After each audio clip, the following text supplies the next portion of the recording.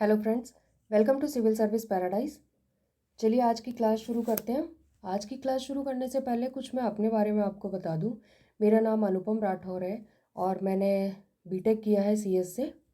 मैंने हिंदी लिटरेचर से एमए किया है और मैं 2 बार यूपीएससी मेंस दे चुकी हूँ और मैंने 5 बार यूपीपीसीएस का मेंस दिया है, जिसमें से मैंने 2 बार यूपीपीसीएस का इंटरव्यू फेस किया है और मैंने 3 बार यूपीपीसीएस आरओ आरओ का मेंस दिया हुआ है।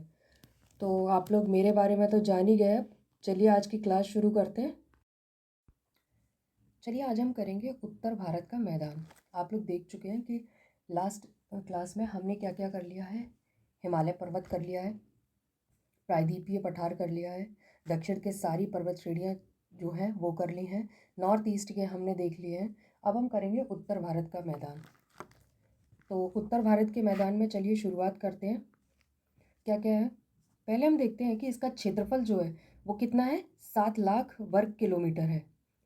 और अगर हम इसकी लंबाई की बात करें तो पूरब से पश्चिम की तरफ इसकी लंबाई कितनी हो जाएगी, 150 से 300 किलोमीटर तक होगी। चौड़ाई की बात करें तो 90 से 100 किलोमीटर है।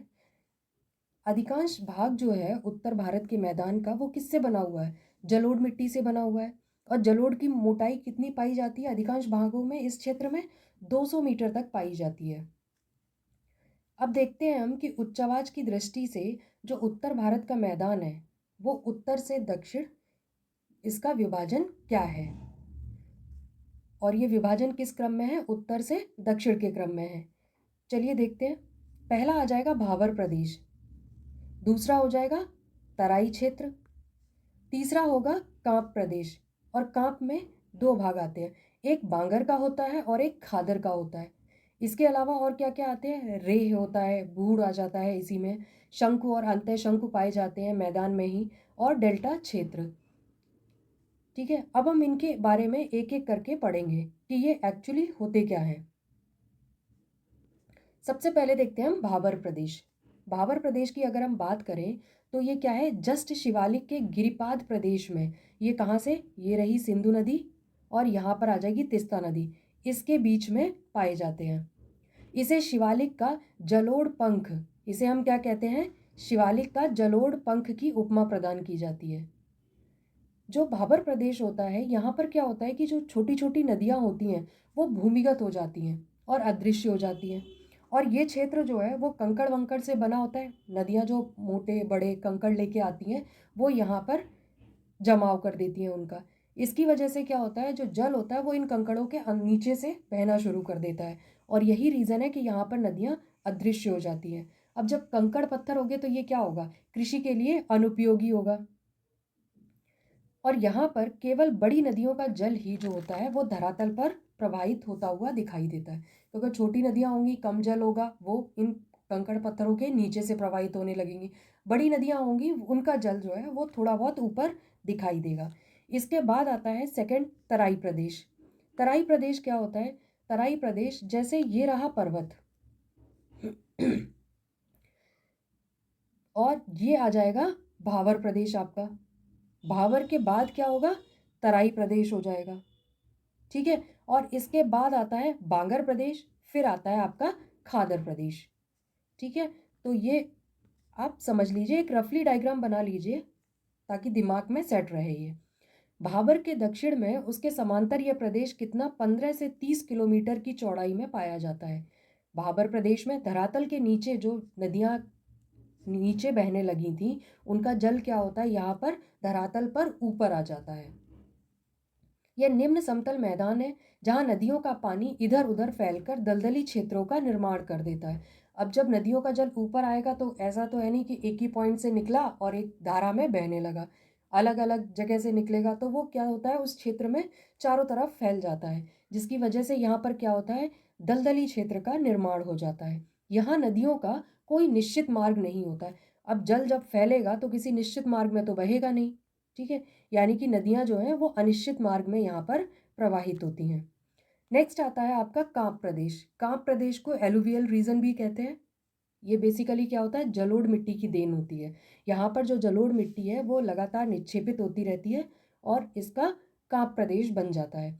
इस कांप को क्या कहते हैं, गंगोत या फिर गंगा की काप भी कहा जाता है। अब हमने देखा है कि काप प्रदेश को दो भागों में बांटा हुआ है, एक बांगर प्रदेश है, दूसरा क्या है, खादर प्रदेश है। तो बांगर प्रदेश क्या होता है? ये जो बांगर प्रदेश होगा ये ऊंचा भाग होता है और ये सामान्य रूप से नदियों के बाढ़ का जल जो है यहाँ पर नहीं पहुँचता है। ऊंचा है तो जल नहीं पहुँचेगा नदियों के बाढ़ का। और यहाँ पर क्या होता है, जब नदियों का जल ही इन क्षेत्रों में नहीं पहुँचेगा तो कैसी होगी यहाँ पर मिट्टी, पुरानी काप मिट्टी होगी। जब पुरानी हो जाएगी ये तो कृषि के लिए भी उपयोगी नहीं रहेगी। ठीक है। और क्या है, सतलज का मैदान और गंगा के ऊपरी मैदान में, तो ये कहाँ पाया जाता है, एक सतलज के मैदान में और गंगा के ऊपरी मैदान में बांगर की अधिकता पाई जाती है। दूसरा आता है आपका खादर प्रदेश। खादर प्रदेश क्या होता है, इस भूभाग में नदियों के बाढ़ का पानी जो होता है वो क्या है, हर साल पहुंचता है। ये नीचा प्रदेश होता है बांगर के कंपैरिजन, तो यहाँ पर जो बाढ़ का पानी होगा वो हर साल पहुंचेगा।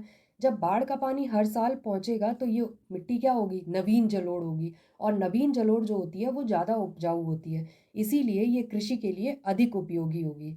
और जब हर साल यहाँ पर बाढ़ का पानी पहुँचेगा तो हर साल क्या होगा, इसकी उपजाऊ शक्ति में वृद्धि होती रहेगी। ठीक है।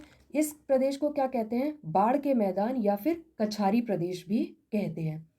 अब हम देखते हैं कि बांगर और खादर के ढालों को अलग अलग नाम से जाना जाता है। क्या क्या कहते हैं इन्हें? पंजाब में इन्हें ध्यास कहा जाता है। यूपी में इन्हें क्या कहते हैं हम, खोल कहते हैं। बंगाल में भील कहते हैं और बिहार में ताल कहते हैं। तो इनको याद रखिए, अलग अलग नाम है और ये अलग अलग नामों को मैच कराने के लिए पूछ सकता है या फिर एक सिंगल लाइनर भी पूछा जा सकता है। फिर आता है रे। रे क्या होता है, जो बांगर मिट्टी के क्षेत्र होते हैं वो क्या है, वहाँ पर बाढ़ का पानी पहुँचता नहीं है। अब जब पानी नहीं पहुँचेगा और अगर हमें बांगर क्षेत्र में कृषि करनी है तो वो क्या, कैसे होगी, सिंचाई के थ्रू होगी। जब सिंचाई की अधिकता होगी वहाँ पर तो क्या होता है कि भूमि पर कहीं कहीं नमकीन सफ़ेद परत सी बिछ जाती है। इस सफ़ेद परत वाली मिट्टी को क्या कहा जाता है, रे या कल्लर कहते हैं। ये बेसिकली कहाँ पाई जाती है, यूपी और हरियाणा के जो शुष्क भाग हैं उन क्षेत्रों में पाई जाएगी। शुष्क भाग है इसीलिए वहाँ सिंचाई की ज़रूरत होती है और ये वहीं पाई जाएंगे। इसके बाद आता है आपका भूड़ प्रदेश। भूड़ क्या होता है, बांगर मिट्टी के उन क्षेत्रों में जहां आवरण क्षय के फलस्वरूप क्या होता है, ऊपर की जो मुलायम चट्टानें होती हैं या मिट्टी होती है वो नष्ट हो जाती है और वहां पर क्या बचता है, सिर्फ ककरीली ऊंची भूमि रह जाती है। ऐसी जो ककरीली ऊंची भूमि होती है ये क्या कहलाती है, भूड़ कहलाती है। गंगा और रामगंगा नदियों के प्रवाह क्षेत्र में भूड़ का जमाव विशेष रूप से पाया जाता है। तो किन किन नदियों के क्षेत्रों में पाया जाता है, गंगा और रामगंगा नदियों के। इसके बाद आता है शंकु और अंतः शंकु। शंकु और अंतः शंकु जो है ये भी क्या है, उत्तरी उत्तरी मैदान की विशेषता है ये। अब इसमें क्या है, देखते हैं हम शंकु और अंतः शंकु क्या है। इस विशाल मैदान में नदियों के निक्षेपण के परिणाम स्वरूप क्या होता है, जलोढ़ पंख, शंकु और अंतः शंकुओं का निर्माण होता है इस मैदानी क्षेत्र में। हिमालय की जो घाघरा नदी है इसको छोड़ दें तो सभी नदियों ने क्या किया है, जलोढ़ शंकुओं का निर्माण किया है। सिर्फ कौन सी नदी जलोढ़ शंकुओं का निर्माण नहीं करती है, वो है घाघरा नदी नहीं करती है, बाकी सारी नदियां करेंगी।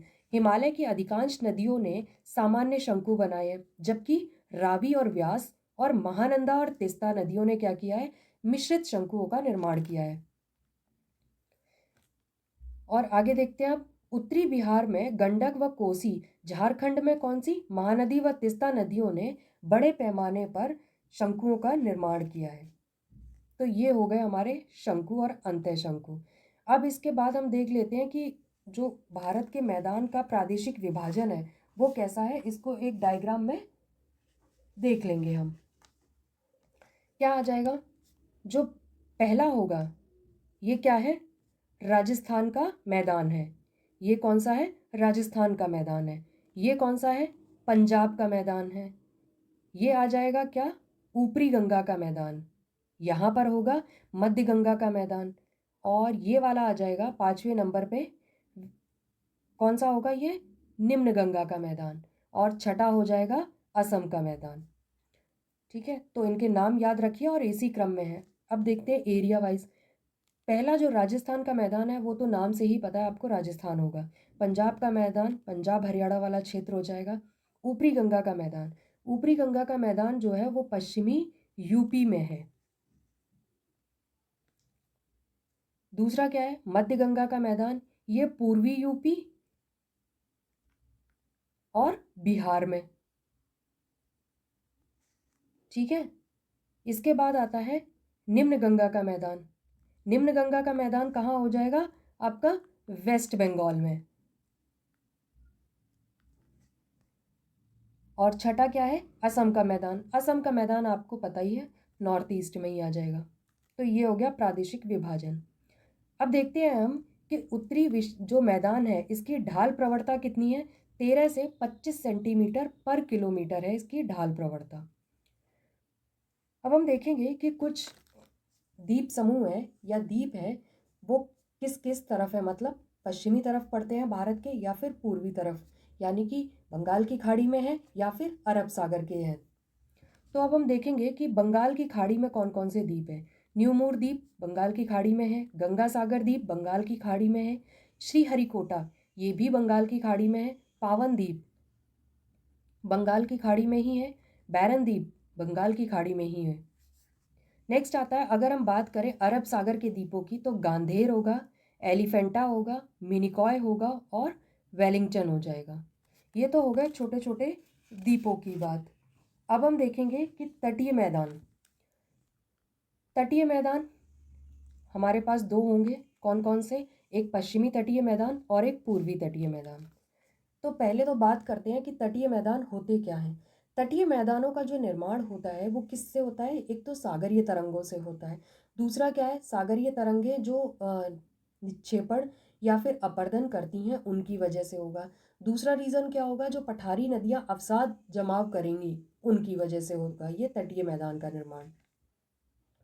तो अब इसमें क्या क्या है, सबसे पहले हम देखेंगे कि पश्चिमी तटीय मैदान में क्या है। आप पहले डायग्राम से देख लीजिए। देखिए, ये रहा आपका पश्चिमी तटीय मैदान। ठीक है, यहाँ पर ये अलग अलग भाग में विभाजित है पश्चिमी तटीय मैदान। पहला है गुजरात से लेकर हम गोवा तक देखेंगे तो इसको क्या कहते हैं, कोंकण तट कहते हैं। ठीक है, तो गुजरात से गोवा तक हो गया कोंकण तट। गोवा से लेकर कर्नाटक के मंगलौर तक ये कौन सा तट कहलाता है, कन्नड़ तट कहलाता है। और मंगलौर कर्नाटक से लेकर कहाँ पर, कन्याकुमारी तक, लास्ट पीक तक, ये कौन सा होगा, मालाबार तट हो जाएगा। कन्याकुमारी तक मालाबार तट होगा। अब हम देखते हैं इसके बारे में कुछ। पश्चिमी तटीय मैदान की अगर हम बात करें तो ये कच्छ की खाड़ी से लेकर कहाँ तक है, कुमारी अंतरीप तक फैला हुआ है एक पतली पट्टी के रूप में। इसकी अगर हम बात करें कि औसत चौड़ाई कितनी है तो 64 किलोमीटर है। नर्मदा और तापी मुहाने के निकट क्या है, इसकी चौड़ाई सबसे ज़्यादा होती है, कितनी है, 80 किलोमीटर। ऑब्वियसली होगी क्योंकि नर्मदा और तापी नदी जो अवसाद लेकर आएंगी वो वहीं जमा करती जाएंगी तट के किनारे। तो इस तट पर क्या होता है, नर्मदा और तापी के मुहाने पर इसकी चौड़ाई ज़्यादा होती है। नदियाँ मुहानों पर डेल्टा नहीं बनाती हैं, यहाँ पर क्या होता है, एस्चुरी बनाती हैं या ज्वार नद मुख बनाती हैं। तो अगर हम बात करें कि ज्वार नदमुख किसकी विशेषता है, किस तट की विशेषता है, तो किस तट की विशेषता है, ये पश्चिमी तट की विशेषता है। नेक्स्ट देख लेते हैं हम अगला पॉइंट। पश्चिमी तट की पश्चिम की ओर प्रवाहित होने वाली नदियां जो होती हैं वो तीव्र ढाल की वजह से प्रवाहित होने के कारण तीव्र वेग से प्रवाहित होती है। इसीलिए क्या होता है, ये डेल्टा नहीं बनाती हैं बल्कि एस्चुरी बना देती हैं। अब बात करते हैं हम पूर्वी तट की। पूर्वी तट को भी सेम आप पहले डायग्राम में देख लेते हैं, हम उसके बाद आगे बात करेंगे। तो क्या हो जाएगा, यहाँ पर निचला गंगा मैदान यहाँ से लेकर महानदी तक ये क्या कहलाता है, उड़ीसा या फिर उत्कल का तट कहलाता है। तो कहाँ से कहाँ तक, निचले गंगा मैदान से महानदी तक कौन सा तट हो गया, उड़ीसा या उत्कल तट हो गया।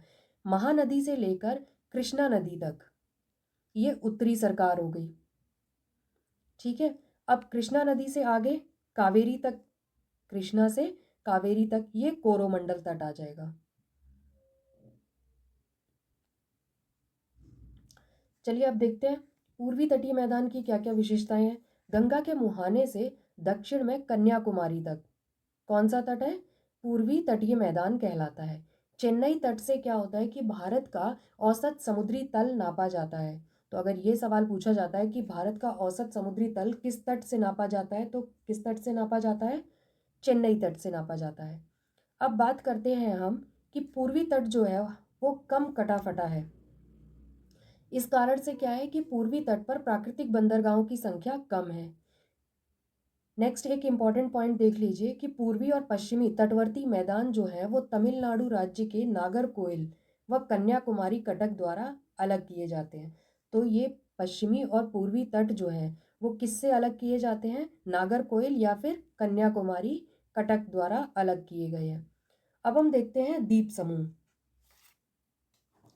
द्वीप समूह की बारे में देखें तो पहला तो है कि द्वीप समूह होते क्या हैं। स्थलखंड के ये ऐसे भाग होते हैं जिनके चारों ओर क्या होता है? जल का विस्तार होता है। यह महासागर हो, सागर हो, झील हो या फिर नदी हो, ये कहीं भी इनमें हो सकते हैं। अगर नदी में भी होगा, मांजुली द्वीप जैसे है ब्रह्मपुत्र नदी में, तो नदी में भी क्या होगा? एक द्वीप होगा, उसके चारों ओर क्या है?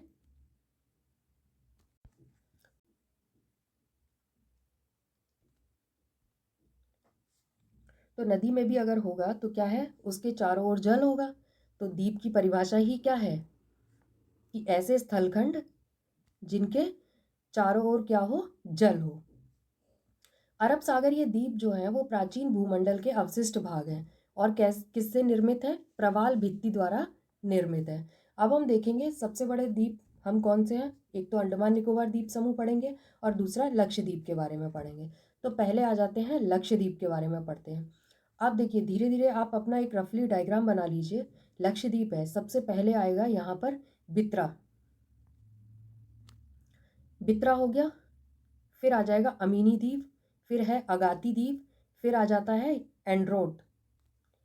इसके बाद आ जाएगा आपका कवरत्ती, फिर सुहेली, फिर मिनिकॉय और उसके बाद यहाँ पर आ जाएगा आपका मालदीव। तो अगर हम बात करें इसकी, मिनिकॉय जो सबसे लास्ट है लक्षद्वीप का, मिनिकॉय और मालदीव के बीच कौन सा चैनल है? 8 डिग्री चैनल है। इसको ऐसे ही डायग्राम में बना लीजिए, जब आप इसको बार बार देखेंगे तो आपको ये याद हो जाएगा। और इससे पहले मिनिकॉय से पहले कौन सा है? सुहेली है। तो सुहेली और मिनिकॉय के बीच में कौन सा आ जाएगा? 9 डिग्री चैनल होगा। तो सुहेली और मिनिकॉय के बीच में कौन सा हो जाएगा? 9 डिग्री चैनल आ जाएगा।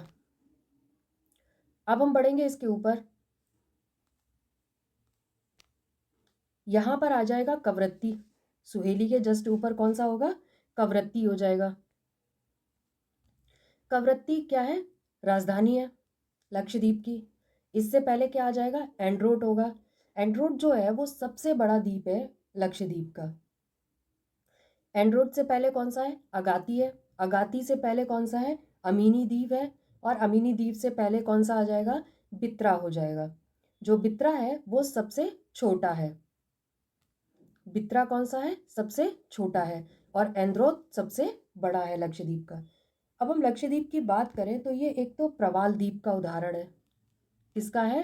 प्रवाल द्वीप का उदाहरण है। इसमें टोटल कितने हैं? 36 द्वीप हैं। ये हमने कुछ प्रमुख द्वीप थे जिनके नाम आपको बताए, पर इसमें टोटल 36 द्वीप है, जिसमें सिर्फ 11 पर ही मानव विकास हुआ है। तो लक्षद्वीप में टोटल कितने द्वीप हैं? 36 द्वीप हैं, जिसमें से सिर्फ 11 पर ही मानव विकास हुआ है। अब नेक्स्ट देखते हैं हम अंडमान निकोबार। सेम अंडमान निकोबार का करिए आप एक पहली बार डायग्राम बना लीजिए। देखते हैं, यहाँ पर म्यांमार हो गया और सबसे ऊपर, इसके बाद आता है कोको द्वीप, फिर नॉर्थ अंडमान। नॉर्थ अंडमान पर ही क्या है? सैंडल पीक है जो अंडमान निकोबार की सबसे ऊंची चोटी है। इसके बाद यहाँ पर क्या है? नारकोंडम द्वीप है और ये क्या है? ज्वालामुखी है। इसके बाद आता है मिडिल अंडमान। मिडिल अंडमान के बाद है साउथ अंडमान। साउथ अंडमान के बाद आ जाएगा लिटिल अंडमान और लिटिल अंडमान के बाद आएगा कार निकोबार। कार निकोबार के बाद नानकोवरी। नानकोवरी के बाद आ जाएगा लिटिल निकोबार और फिर आता है ग्रेट निकोबार, और ग्रेट निकोबार के बाद इंडोनेशिया शुरू हो जाता है। तो चलिए अब हम पढ़ते हैं, एक एक करके इसको देखते हैं। म्यांमार के बाद कोको द्वीप हमने देख लिया, north Andaman, sandal peak north Andaman पर ही है, नारकोंडम द्वीप है। मिडिल अंडमान, जो मिडिल अंडमान है वो अंडमान निकोबार का सबसे बड़ा द्वीप है, तो अंडमान निकोबार का सबसे बड़ा द्वीप कौन सा हो जाएगा, मिडिल अंडमान होगा। इसके बाद देखते हैं मिडिल अंडमान के नीचे ही जस्ट आएगा आपका बैरन द्वीप। बैरन द्वीप के बाद आ जाएगा साउथ अंडमान। साउथ अंडमान पर ही क्या है, पोर्ट ब्लेयर है जो कि राजधानी है। अब साउथ अंडमान और लिटिल अंडमान इन दोनों के बीच में क्या आता है, डंकन पास आता है। तो डंकन पास किस किस के बीच में है, साउथ अंडमान और लिटिल अंडमान के बीच में। अगर लिटिल अंडमान और कार निकोबार के बीच की बात करें तो कौन सा आ जाएगा, 10 डिग्री चैनल आ जाएगा इसके बीच में। चलिए आगे देखते हैं। फिर आएगा नानकोवरी। नानकोवरी के बाद आएगा लिटिल निकोबार। लिटिल निकोबार के बाद आ जाएगा आपका ग्रेट निकोबार, और ग्रेट निकोबार पर ही क्या है, इंदिरा पॉइंट है, और इसके बाद शुरू होता है इंडोनेशिया। तो ग्रेट निकोबार और इंडोनेशिया इनके बीच में कौन सा चैनल है, ग्रेट चैनल आता है। अब अंडमान के बारे में कुछ जान लेते हैं हम। क्या है, एक तो अंडमान की प्रमुख जनजातियां कौन सी हैं, कौन कौन सी आ जाएंगी, एक तो ग्रेट अंडमानी, दूसरी कौन सी हो जाएगी, ओंगे, इसके अलावा सोएन, सोएन के बाद आ जाएगी जारवा, जारवा के बाद आएगी सेंटेलीन। तो ये जनजातियां अंडमान निकोबार पर पाई जाती हैं। ये हम देख ही चुके हैं कि सैंडल पीक जो है वो क्या है, अंडमान निकोबार की सबसे ऊंची चोटी है। और जो लैंडफॉल द्वीप है, कोको से भी पहले क्या है, एक लैंडफॉल द्वीप है, ये क्या है, अंडमान का सबसे उत्तरी द्वीप है। चलिए अब देखते हैं, ये हो गया हमारा अंडमान निकोबार। इसके बाद और थोड़े से द्वीप हैं, छोटे जो इम्पॉर्टेंट हैं उनके बारे में देख लेते हैं। पहले तो आता है न्यू मूरे द्वीप। न्यू मूरे द्वीप कहाँ है, ये बांग्लादेश के नीचे है न्यू मूरे द्वीप। भारत में इसे क्या कहा जाता है, पूर्वाशा कहा जाता है, और बांग्लादेश में इसे हम क्या कहते हैं, तलपरी कहते हैं। फिर आता है वेलिंगटन द्वीप। वेलिंगटन कहाँ है, केरल के तट पर है, और यहाँ दक्षिणी नौसेना का मुख्यालय है। तो दक्षिणी नौसेना का मुख्यालय कहाँ है, वेलिंगटन द्वीप पर है।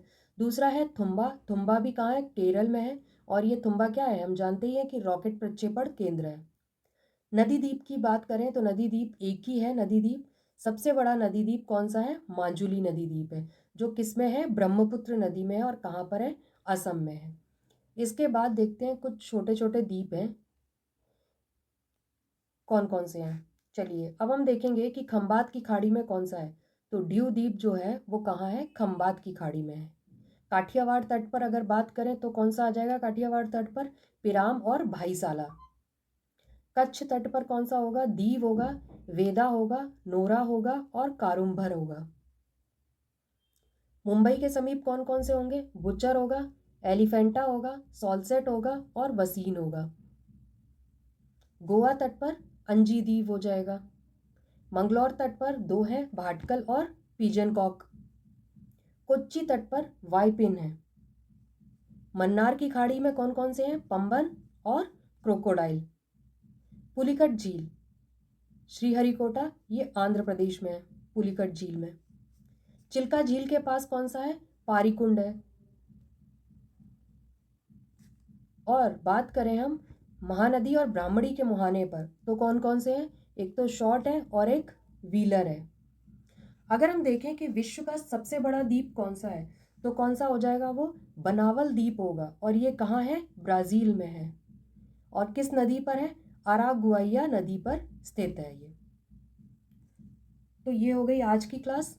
आज हमने भारत के भौतिक प्रदेश वाला चैप्टर जो है वो कंप्लीट कर लिया है। अब नेक्स्ट क्लास से हम शुरू करेंगे अपवाह तंत्र। तो थैंक यू।